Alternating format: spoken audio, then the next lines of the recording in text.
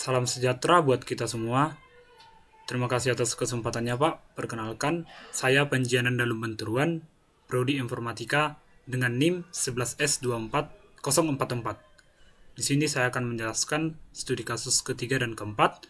Pertama, saya akan menjelaskan studi kasus ketiga, yaitu perbedaan L dan kebalikannya. Kemudian untuk deskripsi dari studi kasus 3 dapat kita lihat dengan contoh berikut, di mana terdapat matriks dengan ukuran baris dan kolom yang sama. Kemudian kita akan diminta untuk menghitung jumlah nilai untuk L dan kebalikannya.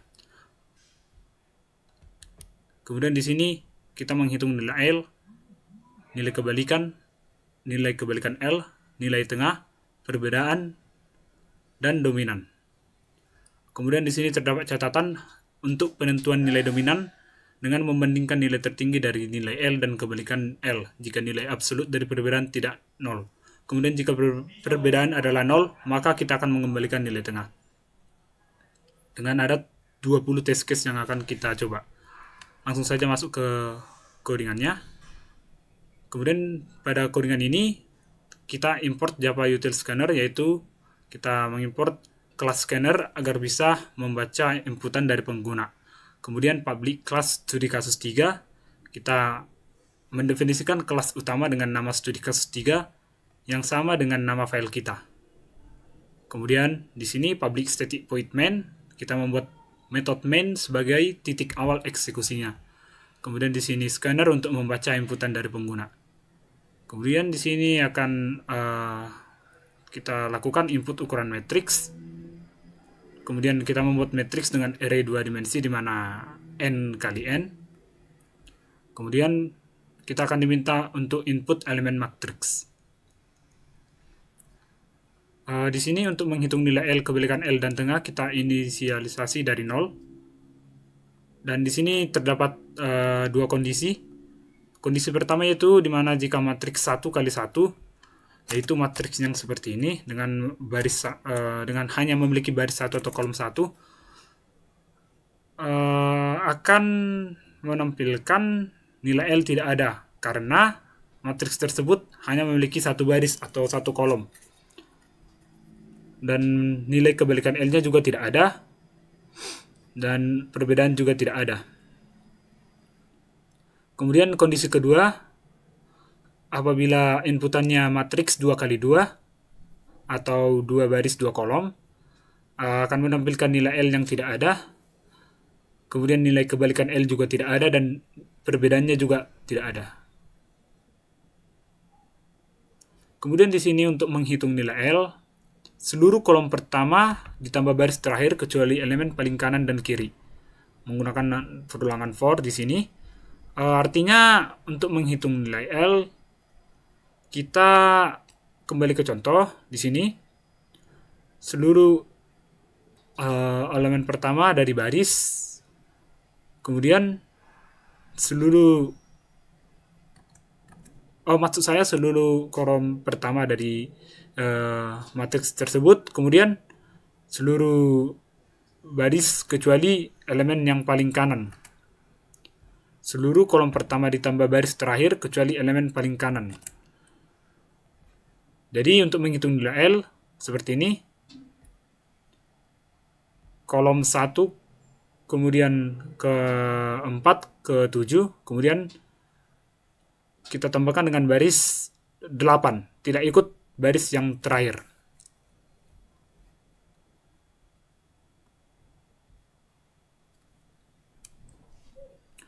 Kemudian untuk menghitung nilai kebalikan L, kita melakukan penjumlahan untuk seluruh baris pertama kecuali elemen yang paling kiri dan seluruh kolom pertama kecuali elemen yang paling kanan. Artinya di sini seluruh baris pertama kecuali elemen yang paling kiri, yaitu 2 ditambah 3. Kemudian seluruh kolom pertama kecuali elemen yang paling kanan. Kemudian ditambah dengan 6 dengan 9.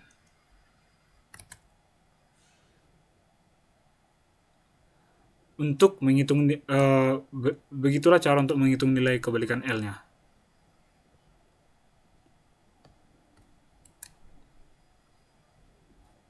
Lanjut untuk menghitung nilai tengah.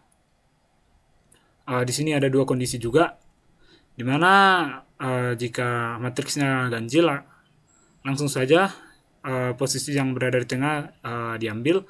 Namun jika tidak ganjil atau genap, akan ditambah nilai, untuk mencari nilai tengahnya akan ditambahkan 4 elemen yang berada pada posisi tengah tersebut.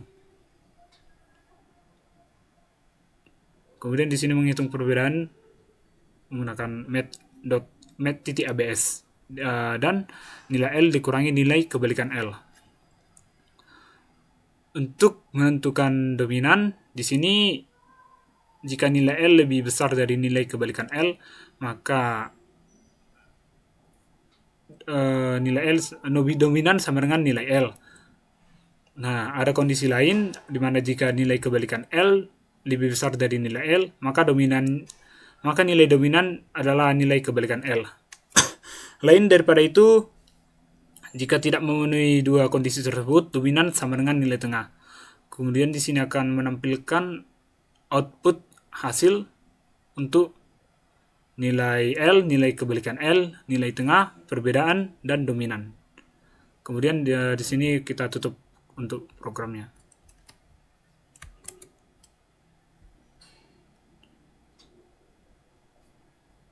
Kemudian di sini kita akan melakukan test case. Untuk test case yang pertama,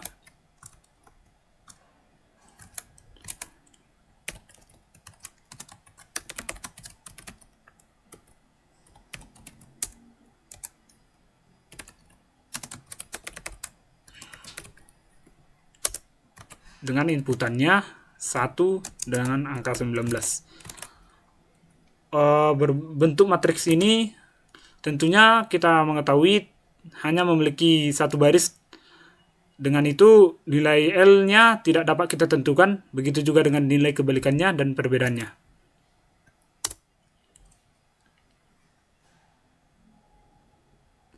Maka akan mengeluarkan output seperti ini.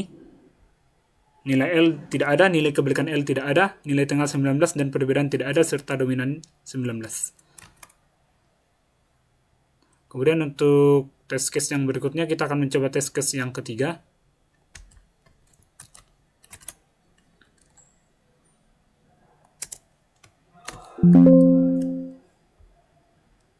Berikut matriksnya.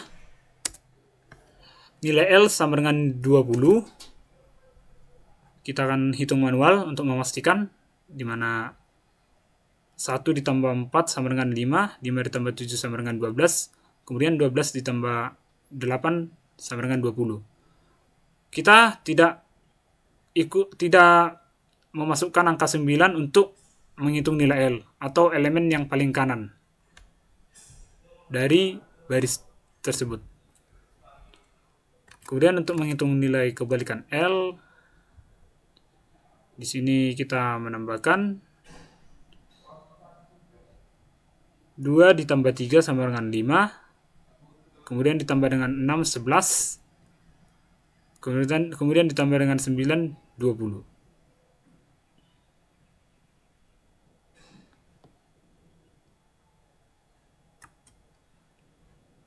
Maka akan sama dengan hasil yang berada di terminal, yaitu nilai kebalikan L sama dengan 20.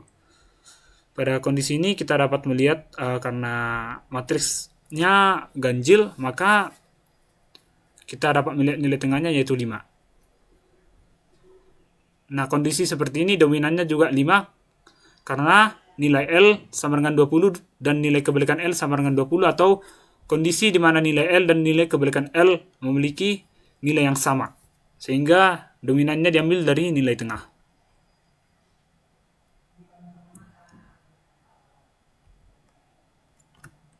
Kemudian kita akan mencoba test case yang keempat.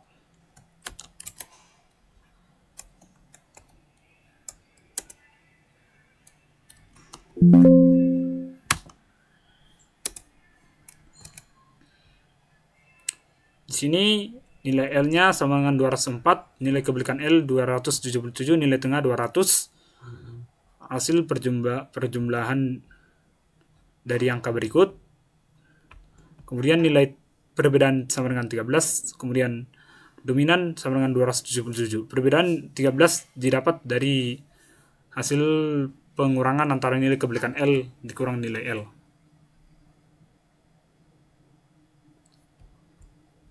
Sekian Pak yang dapat saya jelaskan untuk studi kasus 3. Di sini saya akan melanjutkan studi kasus 4 dengan deskripsi studi kasus tersebut, yaitu di mana terdapat sekumpulan nilai, kemudian ambillah nilai terbanyak, tersedikit, tertinggi, dan terendah. Pada studi kasus ini kita diminta mengambil nilai terbanyak, tersedikit, tertinggi, dan terendah dari sekumpulan nilai. Lanjut, langsung saja masuk ke code-nya. Di sini terdapat 3 baris import. Scanner untuk program bisa membaca input pengguna. Release untuk menyimpan sekumpulan data dengan bentuk list. Kemudian hashmap untuk menyimpan data dalam bentuk pasangan key and value. Kemudian di sini public class studi kasus 4, kelas utama dengan nama file kita, studi kasus 4. Ini kelas utama yang sama dengan nama file kita. Kemudian public static void main untuk metode mainnya sebagai program utama. Kemudian scanner agar bisa dibaca untuk input penggunanya. Kemudian di sini hashmap integer, hashmap nilai untuk menyimpan nilai dan frekuensi kemunculannya. Kemudian release untuk menyimpan semua nilai inputan dalam daftar nilai. Kemudian hashmap counter untuk membantu mencari nilai yang paling sedikit muncul. Hashmap total terendah untuk menghitung jumlah nilai dikali frekuensi terkecil. Kemudian hashmap counter terbanyak untuk membantu mencari nilai terbanyak. Kemudian di sini terdapat perulangan hingga user mengetikkan tanda seperti berikut ini. Kemudian inputan berhenti jika diberi tanda 3 garis tersebut. Kemudian akan dikonversi input string ke integer menggunakan parseInt. Dan di sini ada kondisi di mana jika nilai sudah ada, kita akan menambahkan frekuensinya. Kemudian kita memasukkan hashmap dan release menggunakan put dan add pada nilai dan count ini. Kemudian kita mengubah release ke array integer agar mudah diproses menggunakan map to int. Kemudian di sini inisialisasi nilai tertinggi dan terendah dengan elemen pertama dimulai dari 0. Kemudian kita mencari nilai tertinggi dan terendah menggunakan perulangan for, di mana integer i sama dengan 1, i kurang dari array nilai, kurang dari panjang array nilai, kemudian incremental i. Kemudian di sini untuk mencari jumlah terendah, nilai dikali dengan frekuensi paling kecil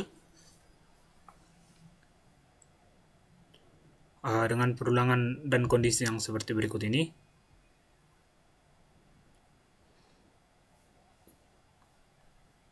Menggunakan hashmap total terendah.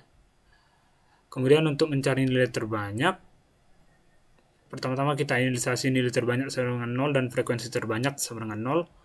Kemudian melakukan perulangan for, integer i sama dengan 0, diinisialisasi dari 0, kemudian i kurang dari array nilai atau panjang dari array nilai, dan incremental i. Kemudian kita menggunakan hashmap nilai.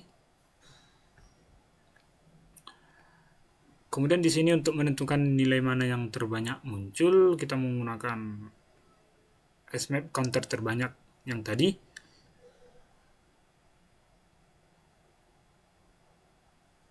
Dengan integer i sama diinisialisasi dari 0, i kurang dari panjang array nilai. Kemudian untuk mencari nilai tersedikit atau frekuensi terkecil menggunakan hashmap counter. Lanjut untuk mencari jumlah tertinggi dengan cara nilai dikali dengan frekuensi terbesar. menggunakan hashmap nilai dan menginisialisasi jumlah tertinggi sama dengan 0, nilai jumlah tertinggi sama dengan 0, dan inisialisasi frekuensi nilai jumlah tertinggi sama dengan 0. Kemudian di sini akan ditampilkan output hasil perhitungannya. Langsung saja kita coba test case yang pertama di terminal dengan inputan seperti ini.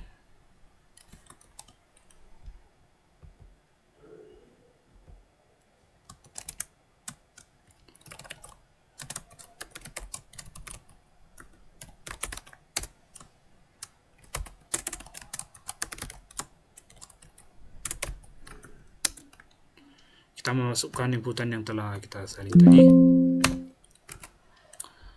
Untuk expect outputnya tertinggi adalah 5, bisa kita lihat, kemudian terendahnya yaitu 1, terbanyak yaitu 2 dengan jumlah 3 kali, kemudian tersedikit adalah 4 dengan jumlah 3 kali, kemudian jumlah tertinggi 3 dikali 2 yaitu 6, kemudian jumlah terendahnya yaitu 1 dikali 3.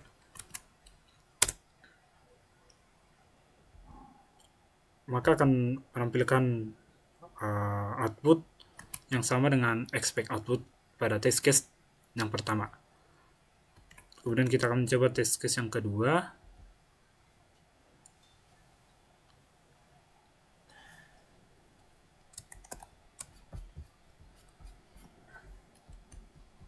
Ini adalah contoh inputan untuk test case yang kedua.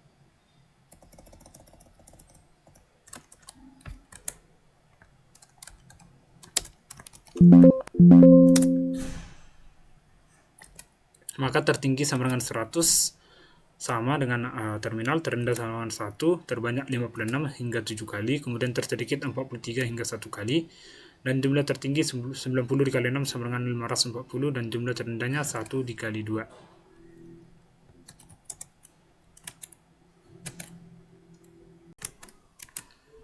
Sekian Pak yang dapat saya jelaskan mengenai studi kasus 3 dan studi kasus 4.